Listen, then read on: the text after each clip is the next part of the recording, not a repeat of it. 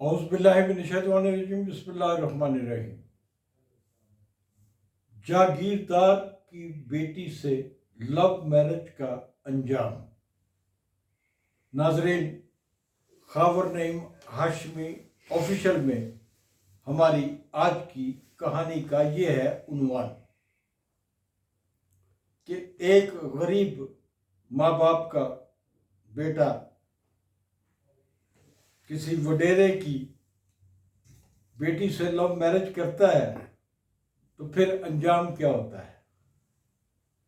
ये बिल्कुल एक सच्ची कहानी आपकी खिदमत में पेश कर रहा हूं। मैं जियो न्यूज़ में ब्यूरो चीफ के तौर पे काम कर रहा था और शायद उस ज़माने में पंजाब में पाकिस्तान मुस्लिम लीग नून लीग और पीपल्स पार्टी की मखलूत हुकूमत थी यहाँ पंजाब में। ये उन दिनों का वाक़या है जब एक बूढ़ी औरत अपने जवान साल बेटे और उसकी बीवी के साथ मेरे दफ्तर में आई और उसने मुझे बताया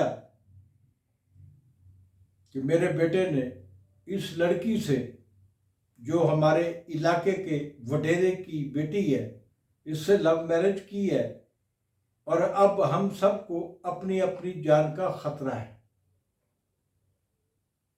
और उसने ये भी बताया कि मैं तो घर से फरार होके यहाँ इन बच्चों तक आ गई हूँ, लेकिन मेरे शौहर को, जो बूढ़ा नहीफ कमज़ोर है, उसे बेबुनियाद मुकदमात में साहिवाल जेल में भिजवाया जा चुका है और वहाँ पर वो अपना बुढ़ापा जो है वो काट रहा है। उस खातून का नाम था रशीदा बीबी और रशीदा बीबी ने मुझे ये भी बताया कि उसकी एक बेटी भी है जो बीए की स्टूडेंट है।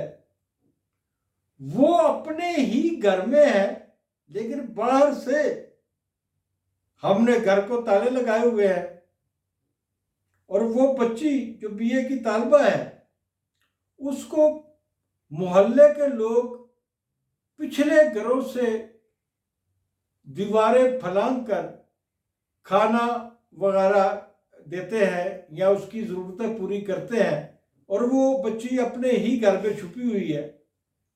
इस कहानी का अंजाम तो मैं आपको बता दूंगा कि क्या हुआ, जो कहानी मैं आपको सुना रहा हूं, लेकिन ये मैं नहीं जान सका कि उस बच्ची का जो बंद घर में छुपी हुई थी उसका अंजाम क्या हुआ, ये बात मेरे इल्म में नहीं आ सकी। तो रशीदा बीबी जो है वो मेरे पास आ जाती और मैं रास्ते ढूंढ रहा था।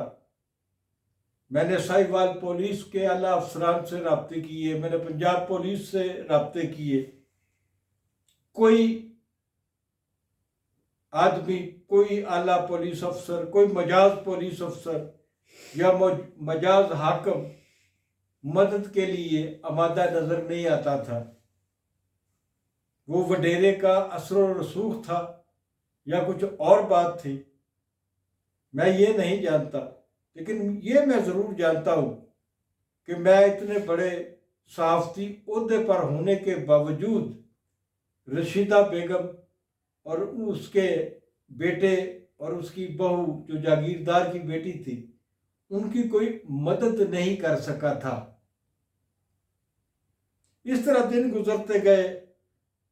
रशीदा बीबी का फ़ोन आता, खाबर बेटा, मैं रशीदा बीबी बोल रही हाँ, मेरी कोई मदद हो सकेगी, मेरे वास्ते कुछ कीता।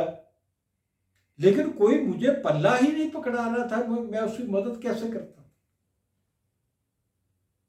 एक दिन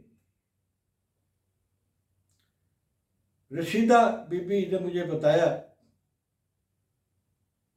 कि वो वहाँ यूसुफ वाला नाम था उस इलाके का। ये साहिवाल का एक कस्बा है यूसुफ वाला, जहाँ की रहने वाली थी ये रशीदा बीबी।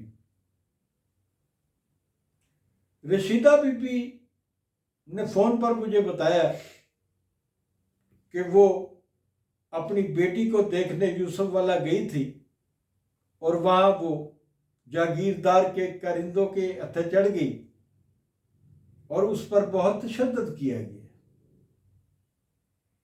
उसके जिस्म पर जगह जगह तेजाब डाला गया है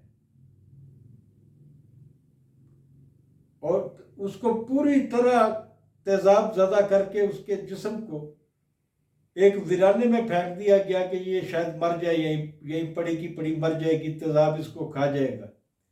लेकिन अभी उसकी जिंदगी लिखी हुई थी। वो वहां से किसी ना किसी तौर लाहौर वापस आती है और उसी जख्मी हालत में भी मुझे मिलती है। मैं उसे देख के घबरा गया था कि ये माई जितने तेजाब इस पे डाला गया है, और ये किसी हॉस्पिटल में भी खौफजदा इतनी थी वो कि उसके बच्चे कहते थे कि किसी हॉस्पिटल में आपको ले जाएं ताकि पता चले कि आपके जिस्म कितने परसेंट जला है, आपके बचने की उम्मीद है नहीं है, कोई दवाइयाँ ये वो।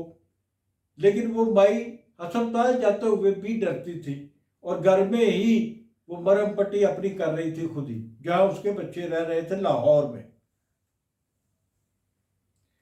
इस तमाम हालत में मैं खुद को बहुत बेबस महसूस कर रहा था, क्योंकि जिस निज़ाम में हम रह रहे हैं, जहाँ हम जिंदा हैं, जहाँ की हुकूमतों पे हम इन्हिसार करते चले आए हैं जुल्फ़िकार अली भुट्टो से लेके आज तक, वो अवाम की कितनी वफादार होती हैं, अवाम के कितने काम आती हैं, इस कहानी से आपको बिल्कुल अय्या हो जाएगा कि ये हुकूमतें सिर्फ अवाम के वोट लेने के लिए आती हैं मैदान में, ये इक़्तिदार के लिए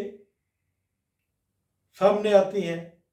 इक़्तिदार हासिल करने के बाद इनका अवाम से, आम आदमी से कोई राब्ता नहीं रहता।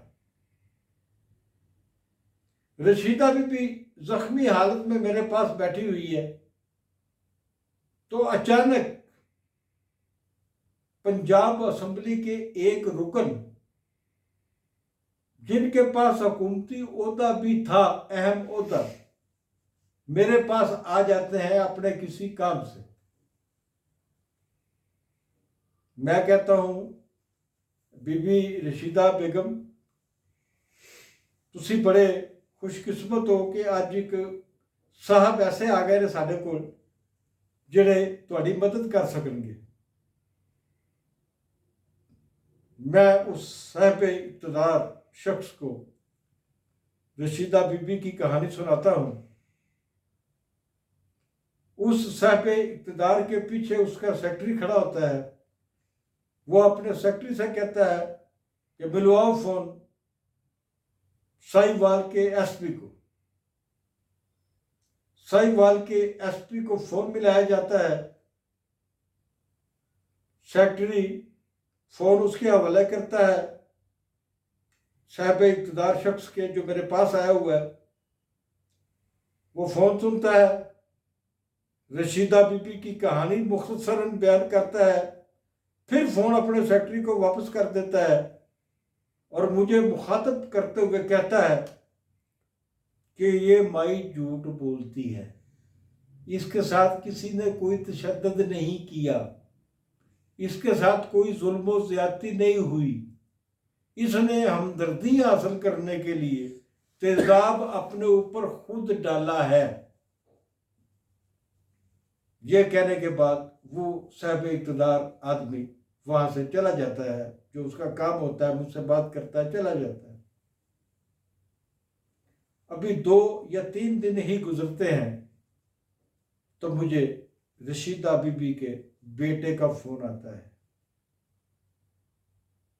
भाईजान खावर, मां मर गई। और यहीं पर इस कहानी का होता है इख्तिताम। बज़ाहिर तो ये कहानी है एक औरत की, एक मजलूम औरत की, उसके बेटे की, जिसने एक वडेरे की बेटी से लव मैरिज की और पूरे खानदान को इसका अंजाम भुगतना पड़ा। लेकिन ये एक कहानी नहीं है, क्योंकि आज तक पाकिस्तान में जितनी भी हुकूमतें बनी हैं, अवाम को इंसाफ देने वाली हुकूमत मुझे कोई नजर नहीं है। आज की कहानी यहीं ख़त्म करता हूँ। मिलते हैं अगले प्रोग्राम में। जाते जाते गुजारिश करूँगा खावर नईम हाशमी ऑफिशियल को सब्सक्राइब ज़रूर करें। शुक्रिया।